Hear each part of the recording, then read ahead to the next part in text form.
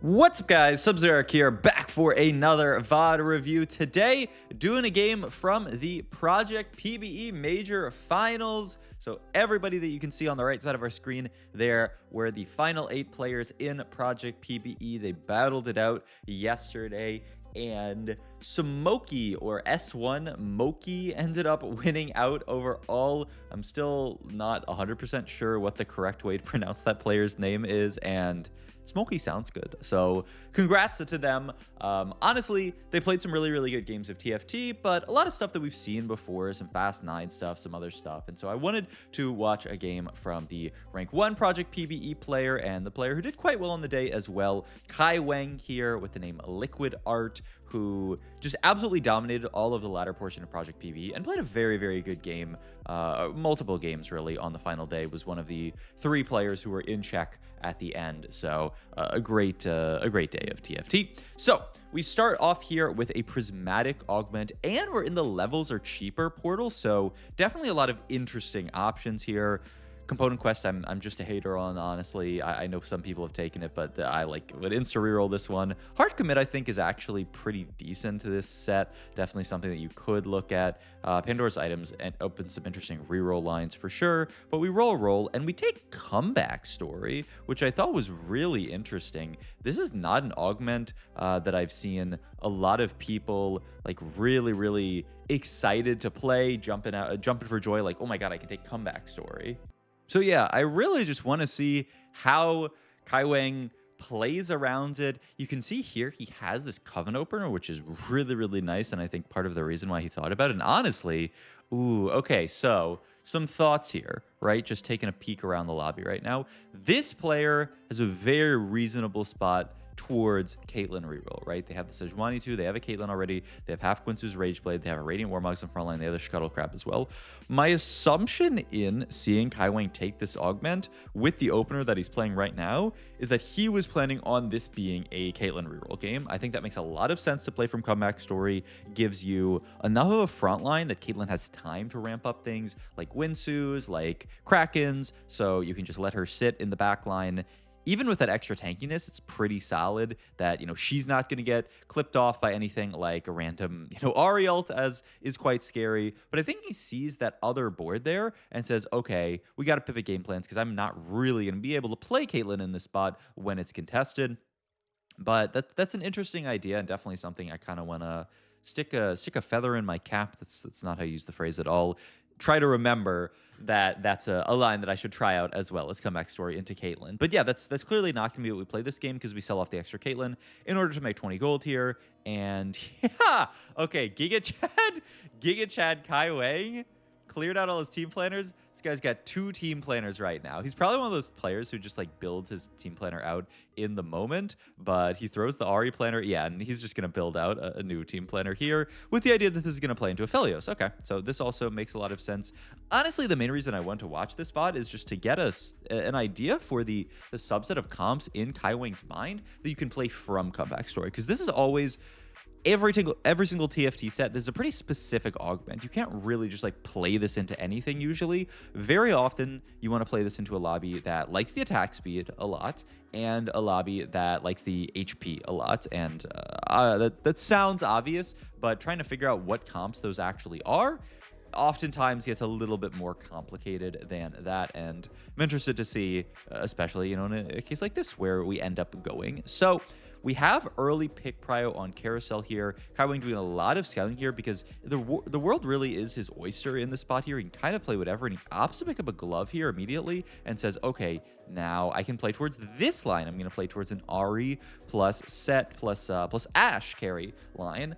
I'm really curious if he plays this line, I will say, because this is more of a Fast 9 line, and to go towards another thing that you kind of must do if you are playing around this augment is you must be able to spike usually early stage 4 at the latest, because if you take a 15 loss in TFT, you just die. There's not enough time in the game for you to continue losing until you go straight up Fast 9. So unless it's another Prismatic Augment and we get Hedge Fund or something, though I believe we've already rolled. I guess you can see Hedge Fund Plus even after you've rolled Hedge Fund, right? So I guess it wouldn't be the end of the world, but still, we are in the situation where I that board that he planned out seems really optimistic to me that we're going to make it straight to level 9. But hey, we'll see. In any case, we are going to chill, play this Coven board, sell out of a unit to try to int here. And oh my god, we get inted here by Dr. O.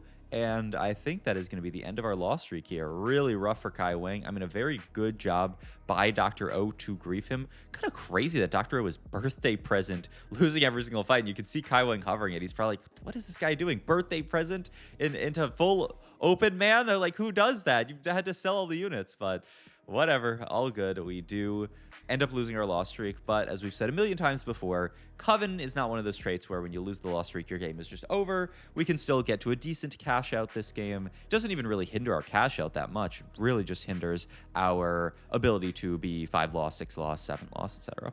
Propagate, an interesting option here. I mean, I never want to pass it up here. You can think about propagating another Yi. You can think about propagating another Hecarim here. Hecarim makes a lot of sense with the idea that this unit will go onto our Aphelios board later, if that's what we end up playing here. So we just need to make sure that Hecarim's the first unit to die. Hecarim pair could really stabilize our mid-game and even our stage 4 board, especially once again with Comeback Story. If you have this incredibly tanky board, then you can live with it.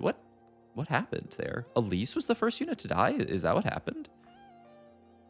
Elise walked up and got aggro from the... Oh my god, it's a Diana here. So Elise died first. Oh, it's really, really unfortunate. Something that you have to watch out for if there are melee carries. Propagate is not as easy as just, solo frontline your unit in this spot here. You do have to be a little bit careful around, like melee units walking up in spots like this.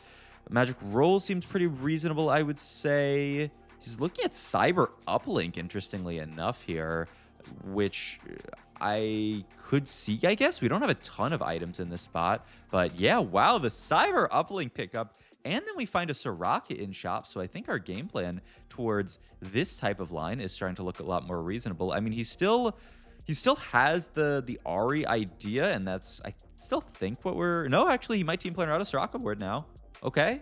I would love to see it here. All right. And yeah, we're going to team planner out this version of Soraka. We're fitting in York for 3 summoner. You get Shen in for defender here. You get Fiddlesticks in, mostly just for being 2 Flora Fatalis and defender here. Kennen is obviously your cap out on the board. And yeah, I mean, the board fits very, very nicely here. So, and then even Ahri there can be a duo carry, right? If you, hit any combination of those carries. I've even seen blah blah blah yesterday played Ezreal as a duo carry onto this board, so you can basically carry almost all the 4 costs on this line. So definitely a very flexible line, and we already have the Soraka, we have the Shojin on her, so we have some mana gen for her, which is very, very nice. The big thing about this board that we are gonna have to pay attention to, because Smokey is holding on to some Warwicks as well, is being able to reach Malphite, because this board really revolves around Malphite. The Maokai Malphite thing is going to trip me up for the entire set. But yeah, the board really revolves around Malphite. He did team planner out that Amumu out in case we do end up missing on Malphite. But even so, like, Malphite just feels so important for this line in general. Though we do have the Gargoyle, which is really, really good. I'm curious to see what Kaiweng gets off Carousel here. Oh, wow. Opts to take the bow here. I thought there were high odds that we would take a Mumu with Rod because we'd like some AP for our Soraka, and because a Mumu is, our potential secondary tank if we miss on. And I mean, okay, well, he just knew he was going to find one in shop, I guess. So there is a Mumu. Doesn't really fit on the current board, but we can play it for now. Yeah, he really badly wanted the Void Staff here. So that's what the bow was for. It's just a guarantee that we can get Void Staff, get some MR Shred on this board. I will say, under normal circumstances, if you're not playing some kind of weird Ezreal version, this is a very AP heavy board. All of your units are basically AP. So getting some MR Shred is really, really important. So really interesting item priority from Kaiweng, but I think the idea is just also this makes an item, right? Rod would have had to make like JG best case, and he does need to get in this position. Remember, we talked about it. He needs to start winning very soon. He's at 38 HP. You can drop all the way down to 1 life on this augment and then spike really, really, really hard and go from there, but you need to spike really, really, really hard. That's an interesting pickup as well, the Maokai here. So we could start scaling up Maokai instead of playing a Mumu here if we do find the Malphite. Problem is, like, if you get stuck on Malphite 1 and you hit something like a Mumu 2, well, there's no way that we are going to be able to fit Maokai on this board and, you know, lose the effective HP of just being able to tank a giant tank, unless we want to drop out of Yorick, but I feel like Yorick is a unit that you would like to play, just because the 3 summoners is going to be very valuable onto this board. So we shall see. The Elise is still doing a great job tanking up here. 38 HP, honestly, not the worst in this spot, so I don't hate it. The full Warmogs looks really juicy, but wow, wait, there's actually a lot of options here. I mean, I think you must make the full Warmogs, but it's a little bit sad because obviously Guardbreaker's a great slam, Morello would be a great slam. Like, you could be very happy to make both of these items, but then your item economy would be in complete shambles here. You would just have no frontline items. So I imagine this is going to have to be a Warmogs. For now, he's just going to spread 4 components. Wow. Saying, look, there's good odds that I get like some kind of item augment off of Krugs or off of 4-2 here. So I'm actually going to wait 1 round before slamming anything. We do take a chunky loss here, but we'll see what happens. Ooh. A lot of good options here, but wow. Okay, I went through that way too quickly. Okay, so I was going to say, Soul Awakening, a very strong combat augment. The problem is we kind of need econ in this spot here. I'd love something like the one that gives you like item anvils in gold. That seems really, really good here. But yeah, we kind of need items. So we rerolls this with the idea of seeing Wand Overflow, and then we find Commerce Core, and we're like, okay, we must take this to get some rolls. Also, we know that this is checkmate. Getting a bunch of good scores from going for a 3-star 4-cost and winning is not a bad idea. So this is going to be our game plan here. Going to continue to roll down here. You can see we really needed that gold from Commerce Core. Do find the Amumutsu. Do get the Malphite in here. And wow, very, very nicely it played this pivot here. Going to take the Death Cap, which is amazing. This makes the Warmog Slam so much easier. And we can get down Striker's Flail here. Wow, the spot is looking beautiful. And then, yeah, JG comes down as well here. Great items for Kaiweng here. Did this very, very beautifully, honestly. Just got straight up into the board, and we've got great items on everybody. I mean, Soraka doing good damage, the Zyra, a very, very good holder of util items because her plants can hit different targets, and yeah, the spot is looking pretty good. We hit this is what I was talking about, by the way, around the Malphite. Look at this, by the way, beautiful tailor of the bunch of belts here. Make sure to bench your backline units to ensure that all the belts go onto frontline units. Very, very nice here. But yeah, you can see we found Malphite 2, Amumu 1, or the reverse, Malphite 1, Amumu 2, and we're still tanking the Malphite here. This is just the power of being able to have Blackthorn in on this board and sacrifice a unit that gives a ton of stats. We're sacrificing Fiddlesticks 2 here, which is just a ton of stats for our front line. So this is the idea, is that even in this situation, we still want to actually play around the Malphite here, which is crazy, but it makes sense. Imagine we're gonna, okay. We're gonna take Cloak here. I mean, this is Cloak Cannon as well, which is really, really nice. Means that we can just, boom, go straight to the Cannon and not have to worry about it. What does this come in over? I almost would think it's the Maokai. It's a little bit sad, though, because that will turn down our scaling a bit. Wow, he's going to run out of Shen here and just lose Defender on this board. Say, well, to be fair, I'm sacking a Defender unit, so who really cares about, the Defender effect on its own units? We are obviously losing the full team-wide buff that Defender gives, but Kaiweng saying that that's not as impactful as the ability of Maokai to just scale up and be a good tank onto this board. Honestly, it makes sense, especially if we're thinking about late game capping super, super high. So we win another fight here. The 3-streak big. The comeback story is in progress here, and we're in a very, very nice spot here. Definitely going to use our 3 free rolls every single round. I will say, by the way, I think this augment was so good already, just getting a bunch of free rerolls at stage 4, but even better in this type of situation, in this entire set, really, because being able to roll every single round for your units is one thing. Being able to roll every single round to pick up your Wisps is huge in this game. It means that we are able to actually roll, try to find our upgrades, but still build up a little bit of econ in this spot, so we're not kind of like trapped in this situation that we saw so many times in the Project PBE Major, where a player just kind of, they're forced to roll every single round because they're looking for their 4-costs, but then they don't have enough gold to buy charms, so they're broke and can't buy good charms, but also can't buy their 4-costs, and it's just really, really rough for them. All right, last item coming out here for Kaiweng. Still trying to pick up that very, very contested Mao fight here, and does find an upgraded Maokai here, Maokai 2. So this is going to become main tank here. Looks a little bit in ops to make the Dragon's Claw here. Says it's a very AP heavy meta. Most lobbies are pretty AP heavy, and so he says, you know what, this one is good enough to do it. Obviously, we don't need to make heal cut on this board because we do have Inferno in, so don't worry about that. And yeah, this is just going to be our board here. The blaze from the enemy board was so big, we lose to Dr. O. This guy is just griefing us, man. Griefed our early streak and griefed this fight. Yordle Spirit, definitely want to give a quick scout to see if this is takeable. And he says, no, it's not very takeable. Booster Shot is a very nice idea. It's going to 2-star a bunch of good units. And I love this play. I love this play here. He says, I'm going to throw these items onto whoever ends up getting upgraded here. So burn some removers and ends up hitting the Malphite 2 and the Cannon 2. So moves those items up there. And we, just barely lose this fight. I mean, it's very possible that had we not made this play, we would have died this round, which is crazy work. And there it is. There's the Malphite 2 at last.